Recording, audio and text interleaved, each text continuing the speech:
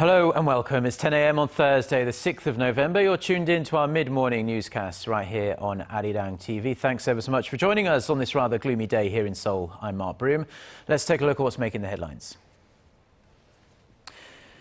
Concerns arising that Korea could be falling into a Japan-style deflation in some aspects as consumer inflation remains rooted firmly in the 1% range. Tough times ahead for President Obama as the Democrats suffer a devastating defeat and the Republicans grasp the greatest prize of the U.S. midterm elections, control of the Senate. Plus, analysts say the value of the US dollar to the Japanese yen, already at a 7-year high after the Bank of Japan expanded its stimulus program, is going to slide even further in the same direction next year. And we start with those growing fears about deflation here in Korea, which are being fanned by expectations consumer price increases will remain trapped in the 1% range for the second consecutive year. Statistics Korea says prices rose a mere 1.2% on year in October and were actually down 0.3% from the previous month. The so-called core inflation rate, and that includes things like oil and food, edged up 1.8% on year, but that's the slowest increase since February. Prices of agricultural, livestock and fisheries products actually dropped 1.9% on month. Now, some analysts are very worried that the situation in Korea now mirrors what happened in Japan in the early 1990s, when Japan found itself in a long-term economic slump. And Japan's central bank shocked global markets late last week by announcing a fresh set of stimulus measures to try and boost the Japanese economy. And Korea's benchmark stock index has certainly felt the effects in a very negative way, as have Korean exporters who are seeking to try and keep up with their Japanese counterparts that now have a great trade advantage over them. Our Shin Se-min reports. Korea's benchmark Kospi index closed down on all 3 days of this week. The auto sector is the hardest hit. On the first day to react to the Bank of Japan's stimulus announcement on Monday, shares of both Hyundai and Kia Motors dropped by more than 5.5%. And analysts blame the fall of exporters to the similarities that the two countries share. This is a reaction to BOJ's new stimulus program worth of trillions of yen announced last Friday and the following weakening in the Japanese yen. Investors are not liking Korean shares on concerns that the weak yen trend might erode profitability of Korean exporters.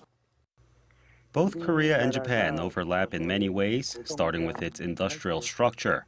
In the past, Korea mimicked Japan's high economic growth strategy. And in terms of export product lines like automobiles, semiconductors, and steel, they overlap. So it makes perfect sense that the Korean economy is being influenced by the course of the Japanese yen. And Bank of Japan's Governor Haruhiko Kuroda said Wednesday that the central bank will do whatever it takes to throw out deflation, bringing down the yen to its lowest in nearly 7 years against the greenback.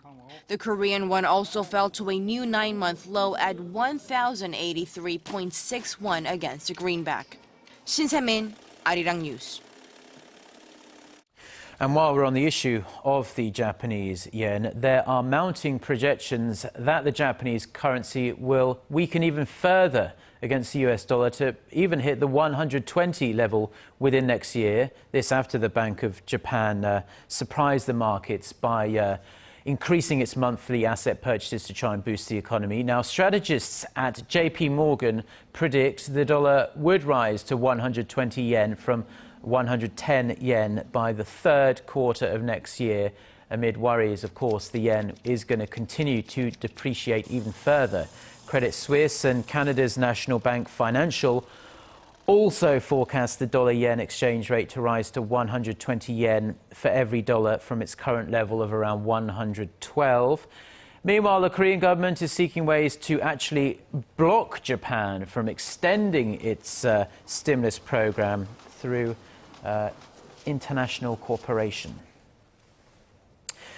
The top trade officials of Korea and China are set to hold the 14th and possibly final round of talks for their free trade agreement in Beijing on this Thursday. A Chinese news agency reports that Korea's Trade Minister Yoon Sang-jik and China's Minister of Commerce Gao Hu-cheng's attendance at the meeting suggests the two sides could conclude the final text of the agreement before the upcoming Asia-Pacific Economic Cooperation, or APEC, meetings that are also about to be held in Beijing. Now, previously to this 14th round of negotiations, only vice ministers have attended the FTA negotiations. Both countries' presidents agreed during summit talks in July in Seoul to conclude the FTA negotiations before the end of this year. China is already Korea's leading trade partner by far, accounting for more than a quarter of Korea's overall exports. In 2013, bilateral trade between the two countries reached roughly $230 billion last year. Now, leaders and top officials from 21 Asia-Pacific countries have kicked off their week-long annual APEC event in Beijing. And the first agenda item really is the senior officials meeting. The gathering includes diverse forums and sideline talks, but the highlight, of course, will be the upcoming official summit where actual world leaders, including Korean President Park Geun-hye, US President Barack Obama, Japanese Prime Minister Shinzo Abe and Russian President Vladimir Putin will discuss ways to try and enhance economic growth in the region. One of the top agendas is the creation of a free trade zone known as the Free Trade Area of the Asia-Pacific that will be led by China. Staying with the APEC summit, and US President Barack Obama is going to hold bilateral talks with Chinese President Xi Jinping when he visits the Chinese capital next week for that summit. At the center of their discussions will be how to shape a new model of relations between the two superpowers and also how to deal with North Korea's nuclear threat. Our Hwang Sang-hee reports. In their first major meeting since the Sunnyland summit in June last year, Presidents Barack Obama and Xi Jinping are expected to try and answer a tough question. What will the relationship of their nations look like in the future? The White House says Obama will hold bilateral talks with his Chinese counterpart next Wednesday in Beijing on the sidelines of the Asia-Pacific Economic Cooperation Summit. President Xi wants a new model of great power relations in which Beijing will have a bigger say in the region. China has been taking strides by escalating maritime confrontations, launching new diplomatic initiatives like the Asian Infrastructure Investment Bank, and toughening its position on issues like cybersecurity. While Washington has resisted such ambitions, U.S. Secretary of State John Kerry stressed the importance of getting the relationship right. The U.S.-China relationship is the most consequential in the world today, period. And it will do much to determine the shape of the 21st century. That means that we have to get it right. The two leaders will also discuss regional and global issues ranging from North Korea's nuclear program, the Ebola outbreak, pro-democracy protests in Hong Kong, and China's territorial dispute with Japan in the South China Sea. President Obama's 6-day, three-nation trip also takes him to Burma and Australia. Hwang Sang-hee, Arirang News. Now, Korea and Qatar have agreed to jointly pursue a coal thermal power plant construction project in southern Turkey, following a meeting between President Park Geun-hye and the Qatari Emir Sheikh Tamim bin Hamad Al Thani. Seoul and Doha signed an MOU to take part in the $14 billion plant construction project. By combining Korea's advanced technology with Qatar's very experienced capital management, the two sides seek to win similar infrastructure construction bids in third countries such as this one. President Park also sought the Emir's support for Korean firms to win orders ahead of the 2022 World Cup finals set to take place in the Gulf country. She also promoted Korea's Northeast Asian Oil Hub initiative and then asked Qatar and other oil-producing countries to take part. Now, delegates gathered in Korea's southern city of Busan for the International Telecommunications Union meeting have passed a Korean-led resolution that aims to connect the world via the internet. The so-called Connect 2020 resolutions aim to foster access to and use of ICT, hopefully bridge the digital divide, manage challenges resulting from ICT development, and to adapt to the changing environment of the world of technology. The resolution also plans to ensure 55% of the world's households have access to the internet by 2020, while also slashing the price of ICT services by 40%. If implemented on schedule, 15% of households in underdeveloped countries will also have access to the net by the target year.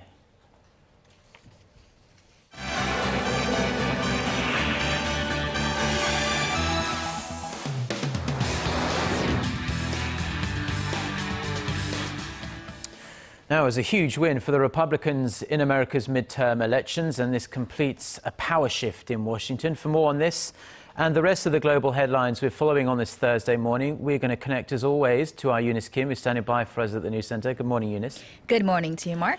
So, as widely expected, the Conservatives have now got their majority in the U.S. Senate.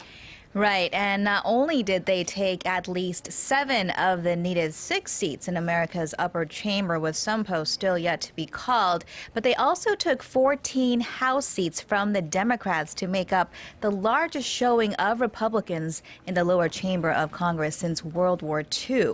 Our Connie Lee wraps up the big sweep for us.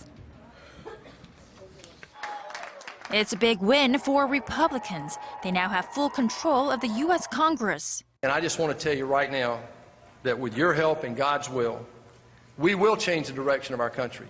Seen as a referendum on President Barack Obama, Tuesday's midterm elections brought out the voters who are unhappy about the current administration and the political gridlock in Washington. Republicans maintained their majority in the House and gained control of the Senate by picking up at least 6 seats in tight races all across America. The GOP sweep first started with Shelley Moore Capito, who won in West Virginia. We were one of the first states to send a message to President Obama tonight that this president's agenda just isn't working for West Virginia. Another winner was Republican leader of the Senate, Mitch McConnell of Kentucky, who was re-elected. Seen here casting his vote earlier in the day, McConnell is now set to become the Senate's majority leader.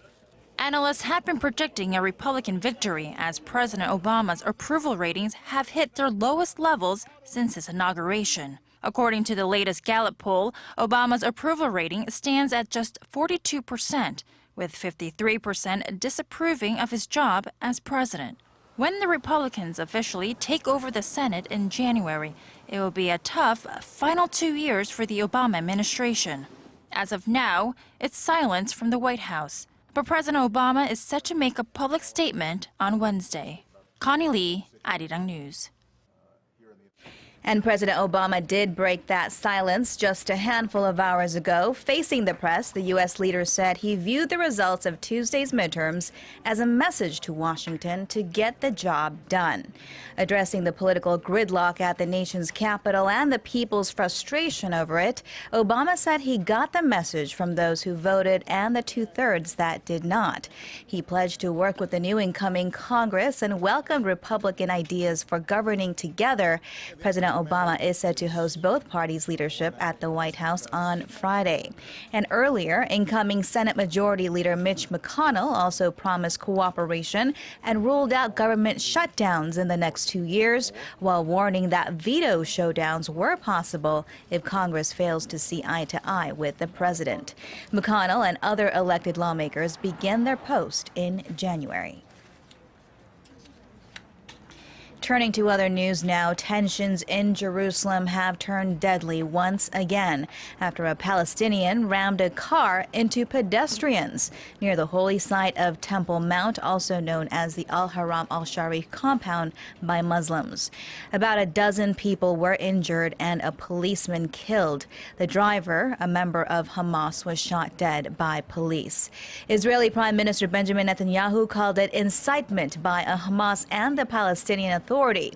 The area had seen a similar attack 2 weeks ago that killed a baby and an Ecuadorian woman. The Spanish nursing assistant who became the first person to contract Ebola outside of West Africa has been discharged from Carlos III Hospital following more than a month of treatment. Teresa Romero had been kept at the Madrid hospital for follow-up care for about 2 weeks after being declared Ebola-free. In a press conference, the 44-year-old expressed her gratitude and said it was memories of family and her husband that had kept her going. She added she still did not know what exactly had led to her to catch the disease, presumably from the 2 infected priests that she had helped treat. Meanwhile, figures from the Africa Governance Initiative shows that infection rates in Sierra Leone has spiked 9-fold to a daily average of 12 new Ebola cases late last month from 1.3 cases seen at the start of September. Said that a team of South Korea. Get connected to Korea and the world. Join us every weekday for the latest developments out of Korea, Asia, and beyond. On air, on your mobile, and online, we lead the way every day. ARIRANG News. To try and resolve the crisis in Ukraine, the European Union also offers 15 billion. Now, LG Electronics and Google have signed a cross-licensing agreement that will give both companies access to each other's patents. The deal will include existing patents as well as ones that are registered up until the year 2023. Through the agreement, LG will gain access to Google's software patents such as data processing and information security, while Google gets the right to use LG's hardware devices. The two companies say the deal will boost their relationship and allow them to focus more on developing products and services together.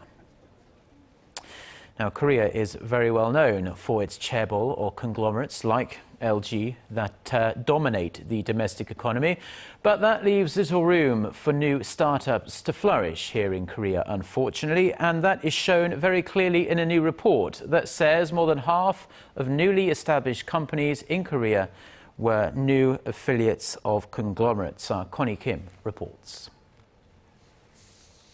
The playing field for Korean businesses has gotten steeper over the past decade, with the big getting bigger and fewer firms finding their footing. Among Korea's largest 500 companies, management evaluation firm CEO Score says the number of companies who have been in operation for less than 20 years has dropped over the past 10 years from nearly 200 in 2004 to 164 as of last month. Look a little closer and the problem becomes even more apparent, as 63% of the newly established companies were spearheaded by conglomerates.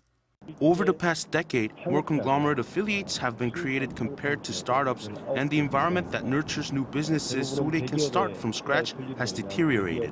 While conglomerates were branching out with their affiliates, only 19 of the 500 largest companies in Korea began as startups. The IT sector made up a large portion of that figure, topped by the internet portal site Naver and gaming development company NCSoft. In the short term, CEO Score forecasts a tough road ahead for the establishment of new companies, citing the sluggish domestic economy. The Park Geun-hye administration is trying to create favorable business conditions for new businesses, but I think it's more important for conglomerates to provide a solid ground for startups to establish themselves. While smaller companies are trying to make inroads, the Korean economy continues to be dominated by long-running giants such as Samsung Electronics, Hyundai Motor, and Hyundai Heavy Industries, companies that have been operating for more than 4 decades. Connie Kim, ARIRANG News. Now, local marine archaeologists have managed to retrieve dozens of pieces of priceless Joseon-era porcelain that had lain submerged for at least 200 years at the bottom of Korea's West Sea. Our Park Ji-won reports. This particular area off the coast of Chungcheongnam-do province near the county of Tan is a hotbed for shipwrecks. 4 ancient vessels have been found in these waters since 2007, and another has recently been discovered. Measuring about 11 meters long and 6 meters wide, the sunken ship was carrying over 100 white porcelain wares. Along with 2 puncheong, were grayish green powder glazed ceramics, artifacts representative of Korea's Joseon dynasty. Experts believe the pieces date back to the late 18th century to early 19th century. Seeing where the artifacts were recovered, we now know that the white porcelain was shipped by sea and traded between various regions. This is the first shipwreck from the Joseon dynasty to be discovered in Korean waters. A dozen ancient shipwrecks found previously dated back to earlier periods, mostly from the Goryeo dynasty, which lasted from the early 10th to late 14th century. Park Ji-won, ARIRANG News.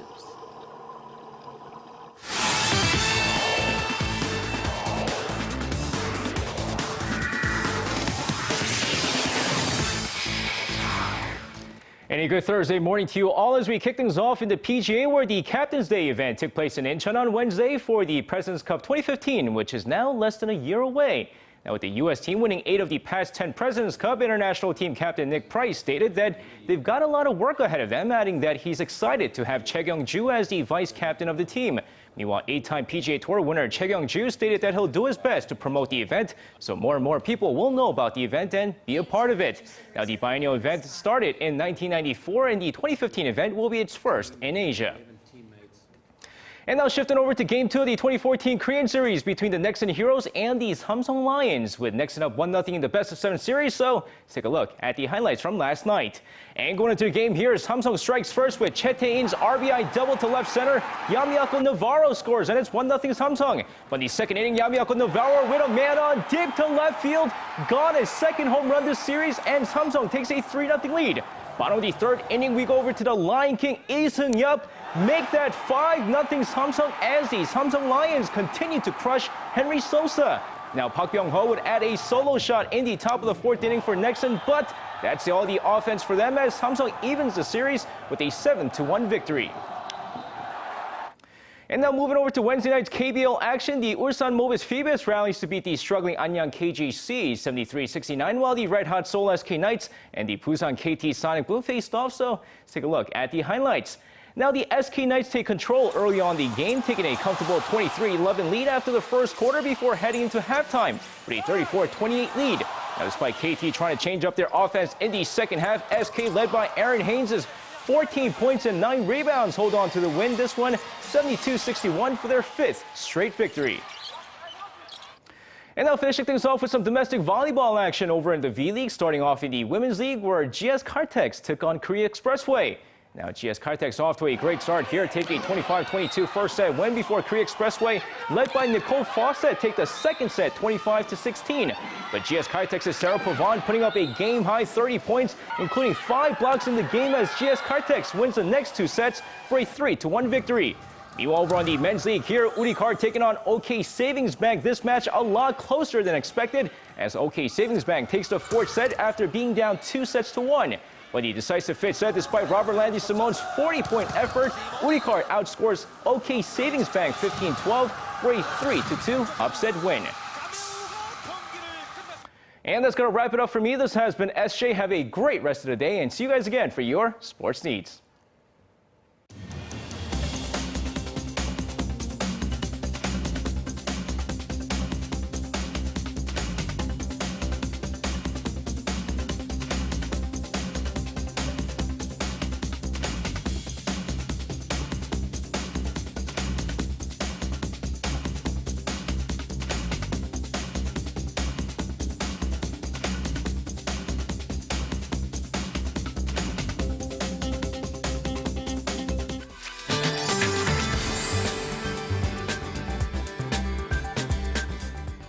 Good morning. Well, we'll have another beautiful autumn day later in the afternoon with highs climbing into upper teens in many areas. But it was sprinkling in the early hours here in the capital, and right now it is covered with thick clouds. But by the lunch hour, skies should turn into mostly sunny skies. With that in mind, let's take a closer look at the readings for today. Now, the daytime high in the capital and Gwangju will be topping out at 18, while Daegu and Busan Busan will be climbing into 20 this afternoon. Moving on to other regions, Jeju Island and Daejeon will be getting up to 18 later on, while Dokdo should see highs of 15. Well, tomorrow is Ipdong according to the solar term, which signifies the beginning of the winter, and there will be a big drop in temperature tomorrow morning, dropping to 5 degrees Celsius here in the capital. So be sure to dress warmer tomorrow.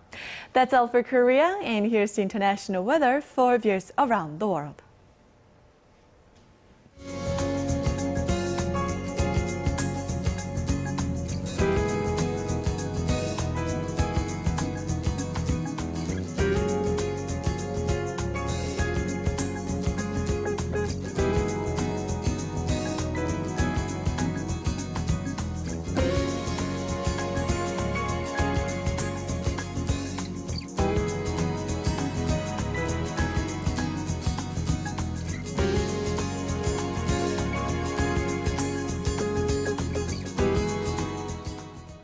Well, that's all we have for now. We'll be back again with another newscast at noon Korea time. Until then, goodbye.